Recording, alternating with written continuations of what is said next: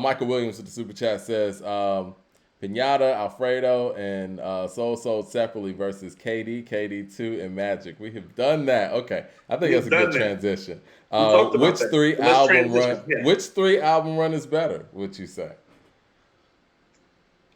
I say the Nas one is more impressive. Off top, obviously, because at the stage of his Degree of career that he's in. difficulty. Yeah, I think degree of difficulty. It's like, well, Freddie's in his prime, so degree of difficulty for upper echelon MC being in their prime, who we would want and think could make this material, is probably like a 5 or 6. You feel me? Right. The Nas difficulty level is like at a 10.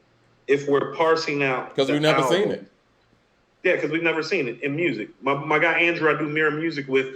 Literally, I was like, nobody's done this late in their career, and he was like, Johnny Cash did it, but it was mostly covers. And I'm like, it was covers. I was gonna say like it's covers. there was it's a like this is resurgence. original pieces of work being created. Although I get the Johnny Cash thing. There was a resurgence for Santana, Carlos Santana, and I was listening to that album this morning actually. But it wasn't a 3 album run. It wasn't a 3 album run. And that's 20-year gap, Mike. You're right. Not 30. It just feels longer because I was. Yeah, Santana was like 79, and then Supernatural was like 99. You're right. So 20-year gap. Yeah. So still about 7-8 years behind this. No, you're right. I'll tell you. Here's what I'll tell you. Alfredo is going to go down probably as Freddie's best piece of work, especially the way he's been talking lately about, quite frankly, not rapping as much anymore.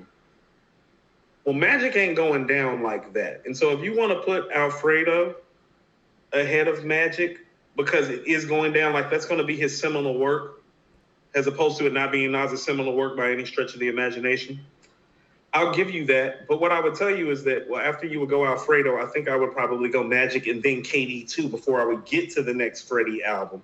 And so I'll tell you that the 3-album run is at a tie. The 4-album run is about to be a victory for Nas, and I'm going to tell you why, Mike. KD3 is about to be, it's about to blow KD2 out the water, and it's going to be better than Magic. And it's going to go down as his 5th best album. Whoa. You got some inside information here, or? I don't have any inside information. I just, like, this is what I mean. Like, he's bossy. Like, the same way that we talking about how Ye is moving, it's like, well, you got to watch how he's moving right now.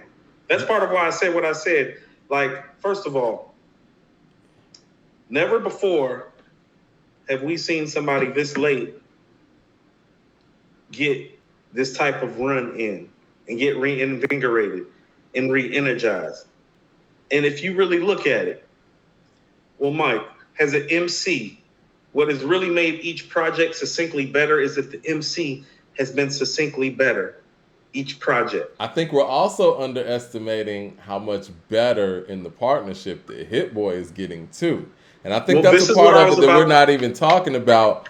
Hit Boy's production, again, I think that him and Nas have done a great job together, period. But I have seen him get better and better with each effort. And I have no reason to not think that KD3 from a production standpoint, just from a production standpoint alone, is going to be the best of the other 3. You know what I'm saying? That's what I think is about to happen. And I think that is too.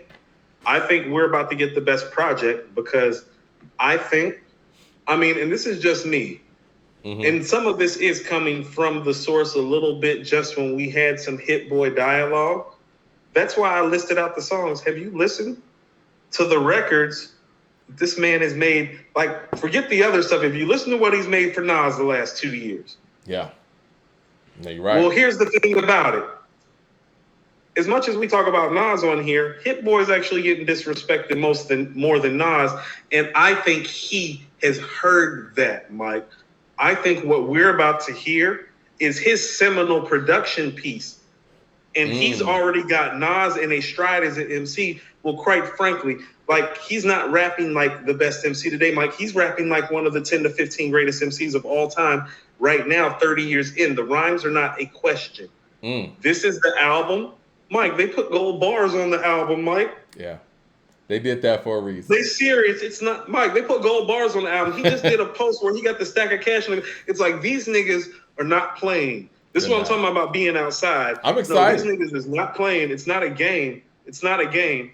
And production wise, I think he's about to find his finest hour as a producer. And we're gonna end up talking about this project because we're gonna be like, this might be the best set of beats that Nas has gotten since Illmatic. That's what I think. I didn't even think about that part of it. I didn't even think about that part of it. That's a really good observation. That's going the KD3 talk. This is the best beats he's gotten since Illmatic, beat wise. Because from a production standpoint, he understands that narrative out there, the Nas and the bad beat picking and this and that. Right, we haven't heard that narrative in a minute now since they've been working together. And you're right. This might be the best batch of beats. This is going to be the best batch of beats that he rhymed over. Like, I don't love the beats on KD1. I can just see the chemistry and see it working. Right. Like, how about this? Like, 27 Summers and Full Circle and Spicy. I love those songs. I don't love those beats. I told you, Mike, on KD2, I'm like, Store Run, Nobody, Death Row East, the intro, Count Me In, like the beats. I was like, oh, hold on. Then I heard Magic. I was like, oh, he got Nas on that modern day boom bap shit. No, they're putting it all together. Yeah, I told you, Mike, they're the new Gang Star. This shit about to sound like Moment of Truth, Mike. Wow. That's what I'm telling you. Right. Like, listen to what I'm saying. If this album is what I'm thinking it's going to be, it's going to feel like Moment of Truth when you hear it. It's like, oh, no, they found each other in that moment, in that spot in time. Like, this hasn't been a perfectly aligned pairing. The music's just been great. Like, this is where it's aligned. They're in synergy. They have an understanding. They went through the kinks of the first album and figuring out what works. They made the album of the year. You know what I'm saying, with KD2. And then they dropped the sneaker project that superseded it. They've been watching, like, the response to all three of these projects. And now they know where they need to go to win. You know? That makes sense. 36 Chambers with the super chat. And I want to piggyback on that because you said a lot of great stuff. He said, how are y'all feeling about... 36 Chambers says, how are y'all feeling about 2022 for hip-hop overall as we are coming to a close close to the end of the year? Not too many more weeks for new music left. I think that based on what Coop said, I think you have KD3 possibly being album of the year. And based on what is in front of us right now, he has to beat Soul separately. I think that's very beatable based on a lot of the things that you just laid out. Listen to what I said. And that's not to denigrate Soul separately, which is a very dope album. It is. Do you remember how Moment of Truth started off? Like with You Know My Steez, Robin Hood Theory, Work, Royalty, Above the Clouds, JFK. Remember how it started off where it's just like classic. KD3 is going to start off that way. Watch. It's going to be like by the time we're about 4 or 5 tracks in, we're going to be like, okay, so the album of the year talk is done. Where are we placing this album in his catalog and where are we placing it in the canon?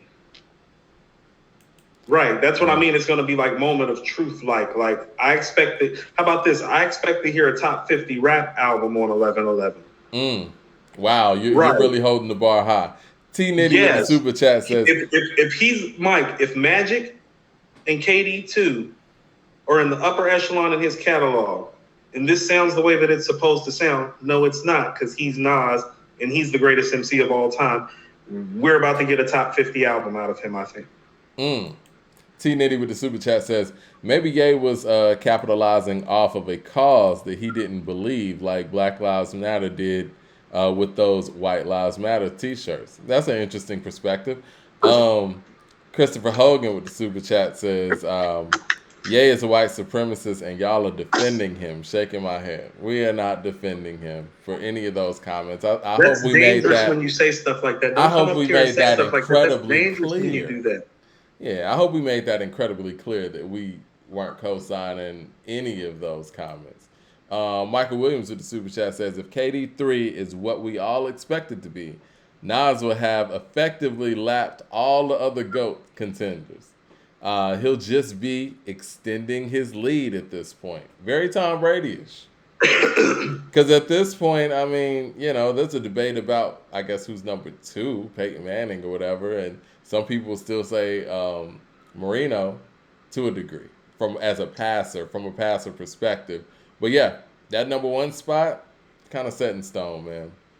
Oh, I want to read the message that I got on Instagram, if you don't mind, too. Let me get to Billy Bars. He said, "Dudes like conscious music but hate conscious people." Who's a conscious person? We love conscious actions.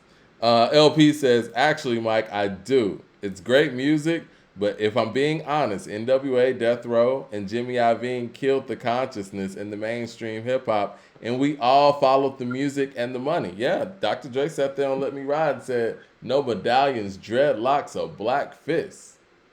It's just that gangster glare. It sounds good. I mean, at the end of the day, it doesn't have to be super intricate in that way. We don't have to be philosophical about it. If a song is hard and it sounds good and it hits those chakras, people are gonna love it. Y'all can't tell me in this chat y'all don't love the Chronic. Nobody cares. Shit, Mike, that gangster shit makes a gang of snaps. Word to the motherfucking streets. And word to these hype-ass lyrics and dope beats. He told you what it is. Right. He told you what time it was. Pay attention. Pay attention. Swing low, sweet chariot stopping. Let me ride. Like he's giving you the formula. It's like, no, you take this old shit, you flip a sample, make it into your hook, make some shit that bumps, say some fly shit people like. Somebody in the chat, please tell me that you don't like Let Me Ride. Tell me I that. wish a motherfucker would, Mike. I want them to leave the chat. Yo, all right, I want you to leave if you don't like Let Me Ride. Yeah, you do. This is the message we got, right? It said, "Peace, y'all. I was in a chat room with some Nas fans and some associates of his, and I saw the last episode you guys posted about the expectations for KD3. The consensus seems to be that the fan base isn't strong enough to gather the numbers these albums deserve. Some were urging his fans to be active and spread the word about KD3, and the first week goal seems to be 55 to 60,000, which is very doable since KD2 did over 50,000. You guys have a powerful platform and influence. If you could spread the word, and we want to push to make sure he meets that goal. I'm sure it would be greatly appreciated. Salute to you for your delivering great content." So, from what I'm gathering, is that the goal is 55 to 60,000 the first week for KD3. Can we do that? Well, first of all, we did that, and I had people pulling up in here questioning my credibility. For the first time. I come with my best pieces of information and my first real investigative reporting and like source reporting, and people are like, "I'm not sure if y'all are credible enough. Get the fuck out of here with that." I know we're not Hip Hop DX. I know we're not Peter Rosenberg or anything, but we try to do what we can. Well, I mean, no, here's the thing about it. Here's why people should respect us. And this is what I mean, the integrity. We pulled up for so long and been like, we don't belong to anybody, so we really don't give a fuck. And we feel a need to tell you the truth because the integrity of it matters to us as people. The integrity is all we got as a platform. You know what I'm saying? Right, because we don't have 100,000 followers on here on YouTube or 3 million followers other places like some of these other platforms that we are apparently, Mike, in people's mind. Think about this. We are in competition with these platforms that are way more massive and have way more financial backing than us, and we get mentioned with them. Yeah, and that's because of the people and the engagement that we have and the relationship we have to the people. And like I said, I think that the basis of that relationship is the fact that we're credible with you guys and we keep it real. We haven't lied. You know what I'm saying? Right. And so when I pull up with a source and y'all are like, I don't know if these niggas are credible. It's like, at what point? What did we do? 36 Chambers says. But here's what I'll share with you. Magic did 22. KD2 did 56. So what they're saying is that it needs to look more like KD2 numbers for it to make sense. But what I would submit to you is, and this is what I was trying to stress, is the way this fan base talks to me about him, it's like Why is 75 to 100 not realistically happening? And so when I'm getting information from the source about the bass and what the bass wants, I want people to understand this. How many artists 3 decades into their career is going to take a week out to make an album for fans? Yeah. Like, that's what I'm saying. No. So when I was pulling up, I'm like, no, give him the same type of support he gave you, because think about this. None of your other favorite rappers are going to pull up and spend the time for a day to try to replicate their best work. He literally made magic for Illmatic fans that had been wanting to make him something rhyme intensive and street intensive like Illmatic, and he actually did it. It's actually one of the best albums he ever made in his storied career. And it's like, no, you could, return the favor to your favorite artist by making sure that he's on top and stays on top numbers wise. Here's my opinion. I think that Magic, to me, it's probably the biggest selling point for KD3. Mm-hmm. It really is. I mean, I would be looking forward to KD3 anyway, but the fact that we got Magic and it was at the level that it was and it was done in a week and they were in the zone that they were in, I'm even more excited about KD3. Well, here's what Magic did, and you're absolutely right. Well, one, see, when you hear KD2, you hear, when I watch Undisputed, Shannon Sharp talks about this. He was like, when I was in my 20s, I can go get you 120, 150 yards every week, back to back if you need it. Got a little bit older, got in my 30s. He's like, no, I can go get you 120, 150 yards. He's like, but I probably couldn't get it for you, but every 3 weeks or so. Mm-hmm. On KD2, you hear the greatest MC of all time, okay? But you don't hear him necessarily on every record. You feel me? But it's there. Mike, on Magic, you hear the greatest MC of all time on every song. When he comes in, it's like, that's the greatest guy who ever rapped. And so for him, in about a 3 or 4 month stretch to going from that guy, it's like when a running back gets old and it's like, well, no, he's still a 1,200 yard running back. It's just the yards are different. It's more 5, 10, 15 yard runs. He ain't getting no more than 20, 30, 40 yard runs. KD2 had some 40 yard, 50 yard runs and made you think like, oh shit, like this dude still got it. Store run. You know what I'm saying? Like when you hear store run, you're like, oh shit, no, this dude can still go for 50.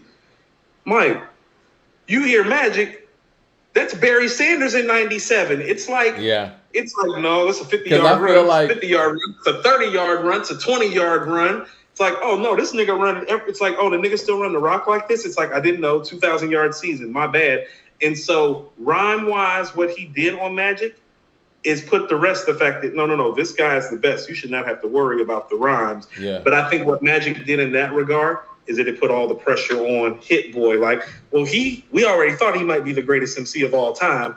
Magic is the evidence that guy still exists. What Hit gonna do with it? Yeah. Because you got Nas rapping like Illmatic, it was written Nas type of level. Well, that immediately goes back on the producer.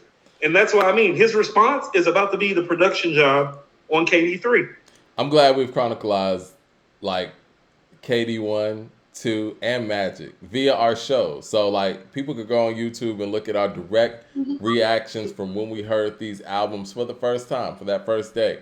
And I will say this, KD1 was a pleasant surprise. We got this pairing that we weren't really, weren't really sure about because they hadn't worked together really, I don't know if at all at that point. And it was like, you know what, this works. It was a lot better than expected, right? And then KD2 comes, it's like, oh, well, this is real dope. Like, and I'm still kind of grading it on some level of a curve, understanding that, this guy's that far into his career. And then Magic comes, and like I told you when I heard Magic, if he would have told us that these were songs from a previous era, I would have believed it. He literally sounded like I Am Nas. I mean, voice-wise, flow-wise, breath control.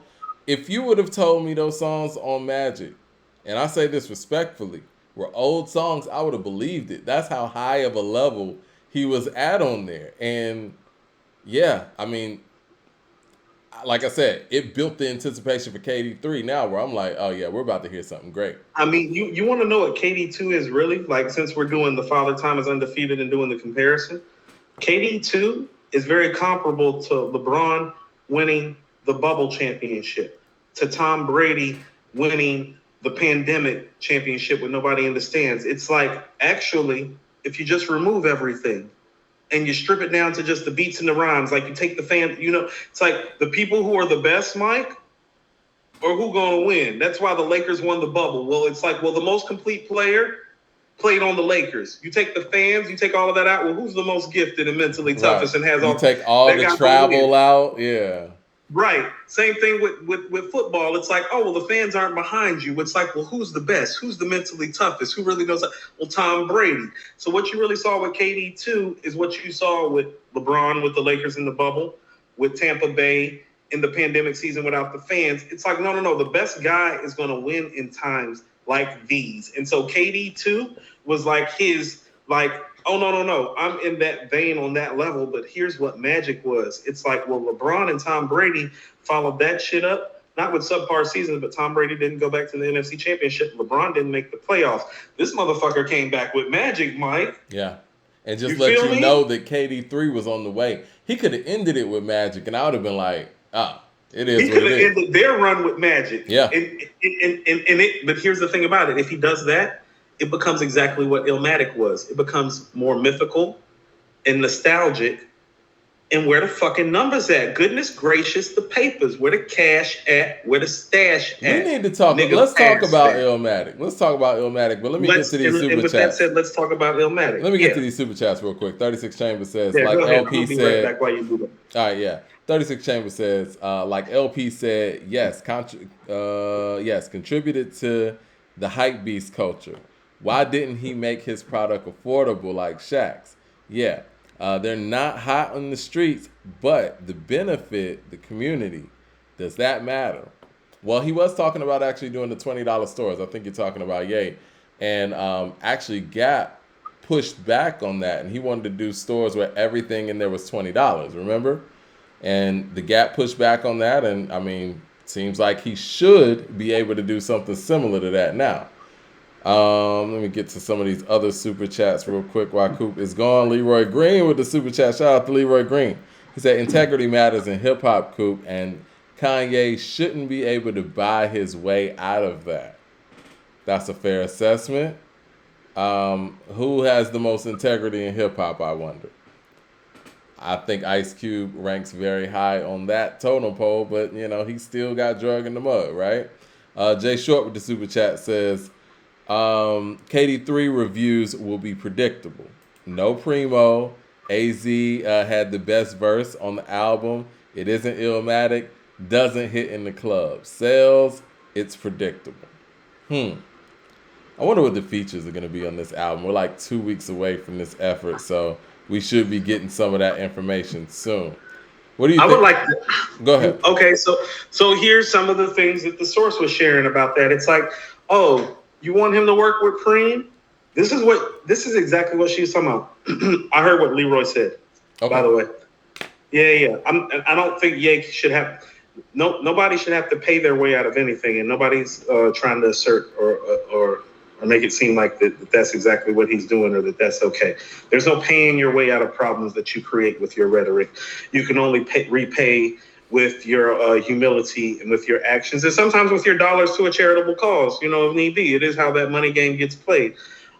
This is what the crux of it is. It's like, if you want to hear Ray and Ghost and AZ and like beats from Havoc and Preem, it's like, you need to support that, because here's what happens. YKTV, 40 Side, Spicy.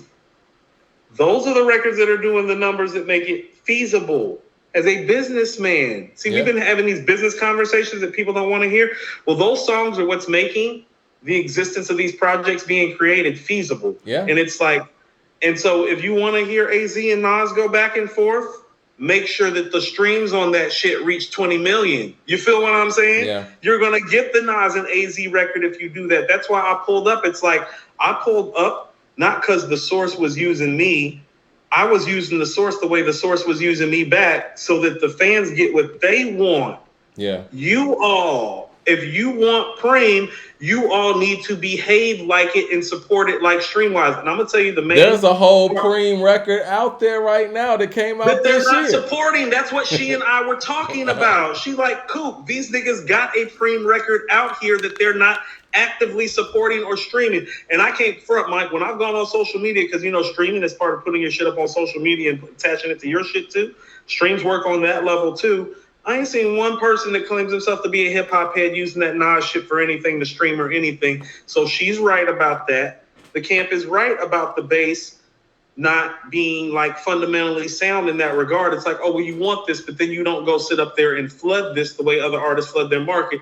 And let me tell you the conversation that we had on the back end to show you how valid we are. Well, he's probably not going to do the interview with us. I would like to thank the people and their rhetoric in the chat for helping assist with that. What I was... No. I love people's opinions, and I love that our people say what they want. People do need to understand they have business to tend to, too. Yeah. His people was up in the chat watching what our people were saying to make sure if it was a comfortable environment or setting, and the comfortable setting and environment was giving a no. So for all of you all who support Nas, like the best way to support him would have been on that show when I was talking to the source and not questioning my credibility. And that's neither here nor there. But here's what she and I spoke to after the fact. She was like, Coop, feeling the show? Not feeling some things? She was like, but mostly the same problem of his fan base doesn't know how to stream music properly because they're old heads who think, and this is exactly what she told me, who think, and this is after the show. These are old heads who think that they download it from the platform that they use and they play it. And she was like, and people think that that's a stream. And she's right. That's not a stream. On most of these platforms, it's not even actually a stream until you delete the album and start playing it randomly through the platform. And so what she was trying to do by talking through me was trying to galvanize the base to get them to understand that it's like, well, we're not saying that you're not supporting Nas. You're not streaming the music properly. Mike, listen to what I'm saying. The people in here didn't even let me get to the end point. This is supposed to be a place of his core fan base. Now, how do you think that played when what her main point was, what my main point was, what the end point was? We couldn't even get to on this show because people was in their feelings. She wasn't saying that the fan base is not being supportive. She's saying, have you been educated on how to stream music properly? Because that was the next place that I was going to take the conversation. But the conversation went to a place of people questioning our credibility and questioning me and feeling a certain type of way instead of being patient and listening to what I had to say. Well, and so what I would submit to everybody in here right quick, if you don't know how to stream music or if you think that you do, I want you all to go into Google tonight when you get off of this show, all 376 of you, and the thousands that have already watched or the thousands that are going to see this. Go look up how to stream music properly because that's the point that I was getting to about how to support Nas. You want to support Nas, you got to support Nas in a modern way with your streams, not with your old school ass way of thinking. That makes sense though, Coop. And see, I never really thought about it that way because I got a lot of friends who just do that as well. They'll download it and then they'll just play it over and over. I didn't realize, and that makes sense that doesn't register as a stream. I mean, I didn't know that, and I'm somebody who prides myself on knowing a lot. I mean, I naturally just go back to the streaming platforms and stream things, but that would explain why some of the more younger centric songs are streaming more because they're not going through that part of the process in that way. So that makes sense. Yeah. Hold on. So let's have another business conversation right quick.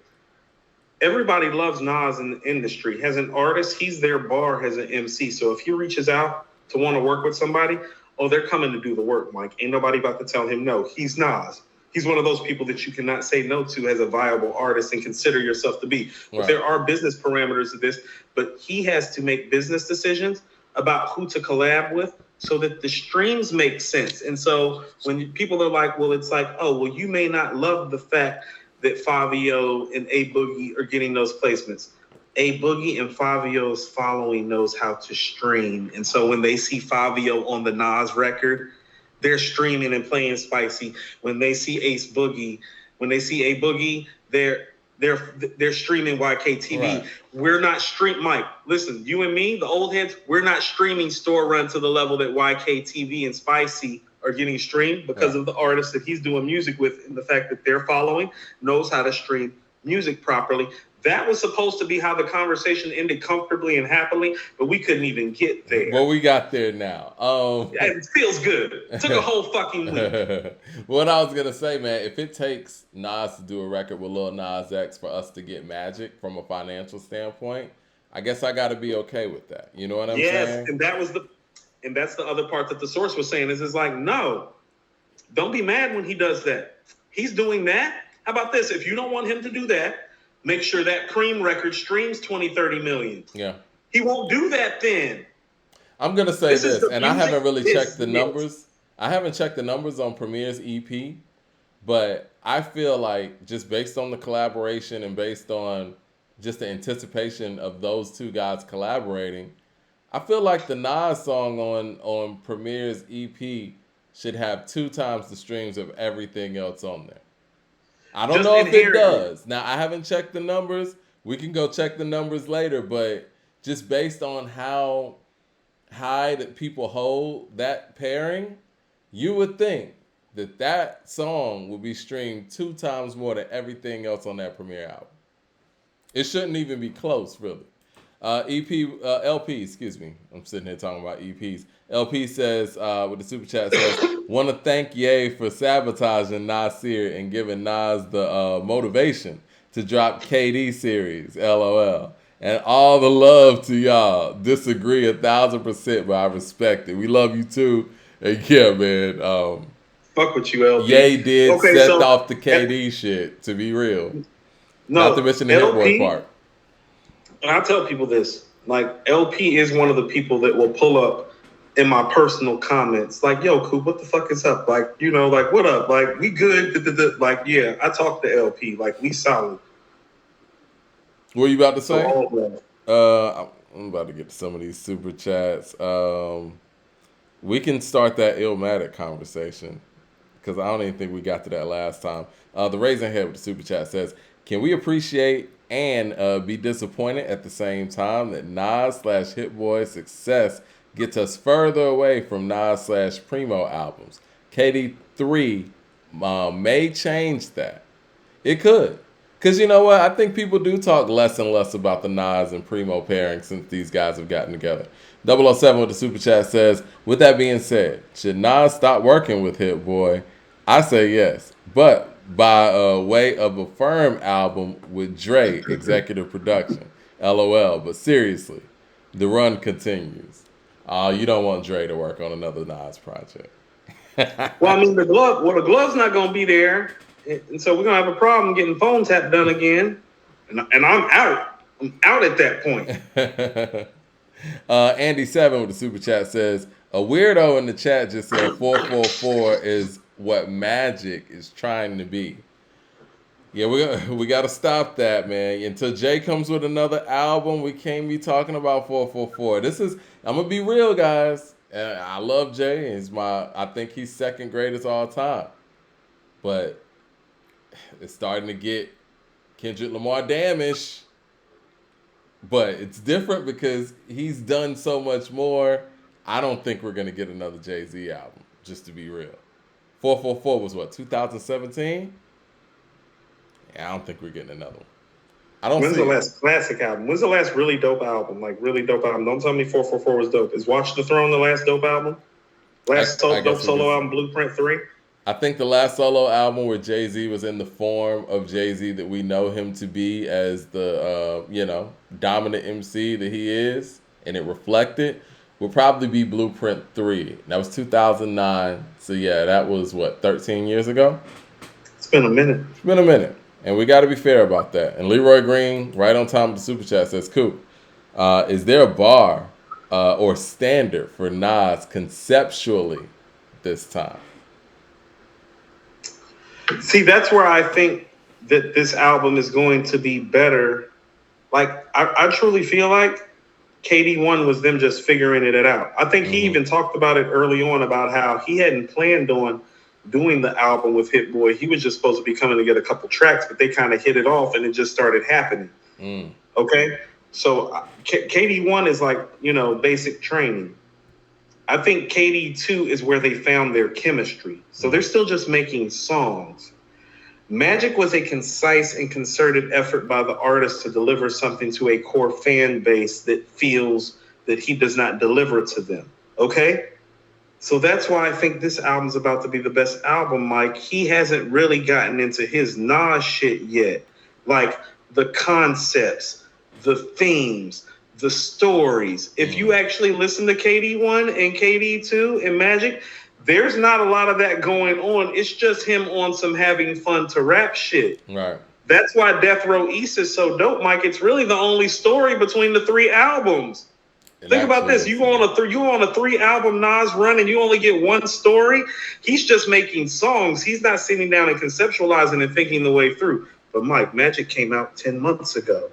Yeah. So he has been conceptualizing and thinking this time around. Yeah.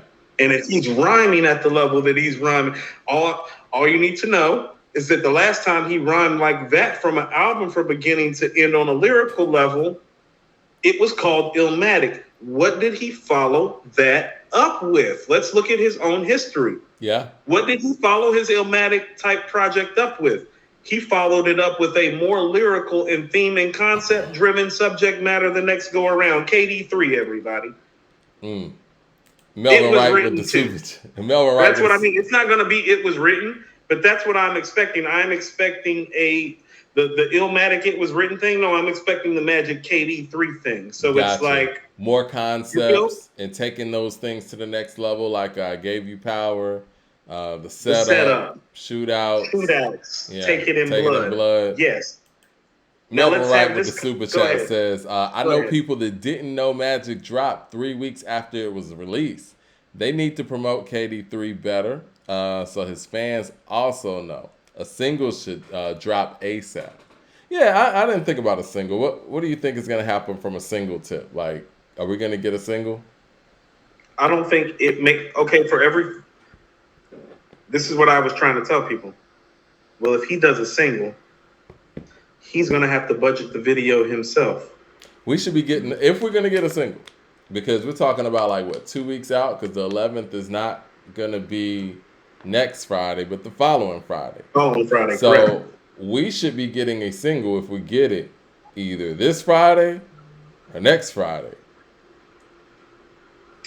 But that's what I'm saying. So people need to understand. That's what I mean about him being independent. It's like, well, you might be looking at the promo run. There might not be a video until till a day or two before it drops. You feel me? Right. The promo run might be an Instagram thing.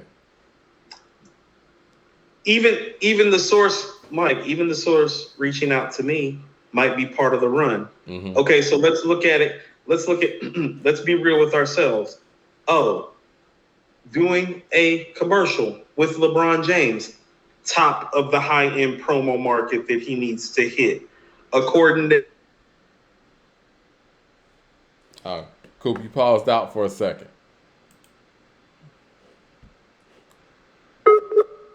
I think he'll come back in a second. All right, you back. You paused out for a second. You there? What's the last thing you heard me say? You were talking about the LeBron James promo. Yes, LeBron James promo, top of the food chain. According to hip hop, respectfully, bottom of the food chain. Yeah, hitting the core. Right, but think about this. They hit us up. They hit LeBron up. They're covering their bases. That's why we're about to see what the fans are about to do, because you can't say they're not doing their job. Well, they got him in ads with LeBron. They done reached out to, according to hip hop, who have been one of the few people, if not maybe the only people that have covered this run accurately and fairly and unbiasedly. They are doing their due diligence as a team. You feel what I'm saying? Because they've reached out to us, but they have gotten all the way up to LeBron. They are covering their bases. What are the people going to do? Because here's what I know. If I was him, just me personally, I wouldn't necessarily. He's Nas. Why he gotta make a single after this run? I think so. I think the people. I get what you're saying, but do you get what I'm saying? Like Armani has to do a rollout, Mike.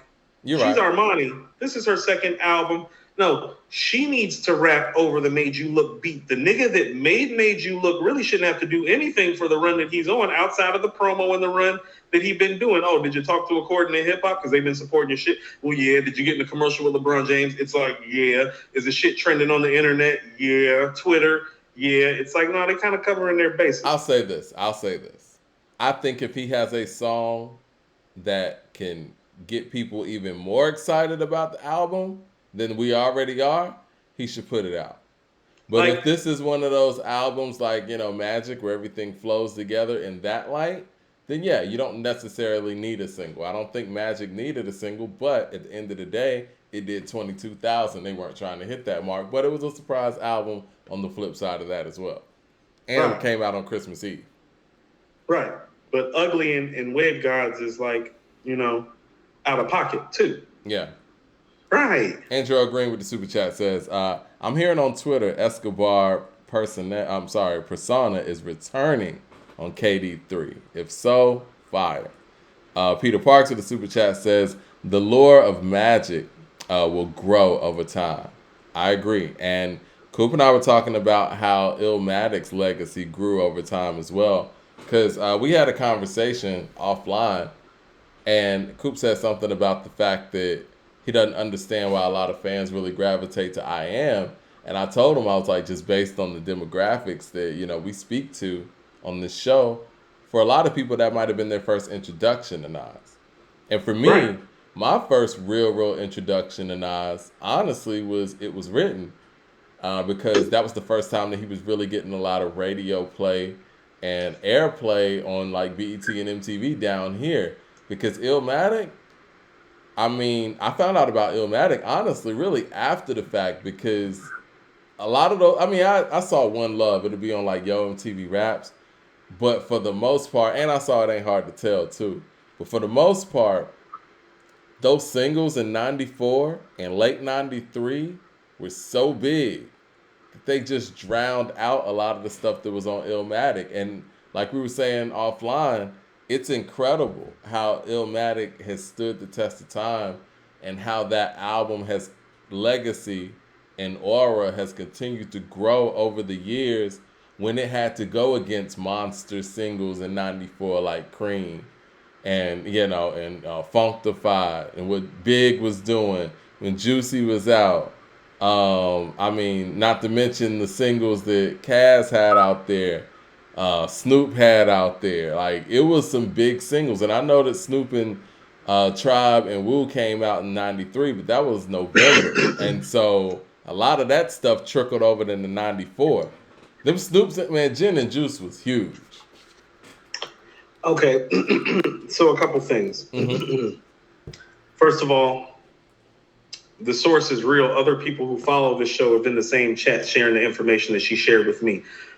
She and I have had some back-end conversations, but a lot of our conversation has been for public discourse that a very small and select few have seen. So the source is real. There are people that literally are watching us right now that will verify that she's a real individual in person. That's neither here nor there. Right, you get what I'm saying? Like, she's real. Nobody's being catfished. And no, what people have to understand is that their camp is not focusing on the negative per se. It's like this. When you have a Hall of Fame resume, Mike, you want to check all the boxes because the people that go into the special hall, they check all the boxes. It's like, let's look at somebody like a Lawrence Taylor. It's like, well, we know that athletically, he's gifted. We know that for his position, he's one of the greats, Mike, but he changed the way that the game was played. You understand? Like, he checked all the boxes, including invigorating new life into that position. The left tackle gets paid what they get paid because Lawrence Taylor exists, Mike. Yep. Like, the left tackle wasn't a thing until LT showed up. It didn't matter if you had a left tackle or not, but you needed somebody on that side that could block him when he was coming because he was going to end your quarterback's career.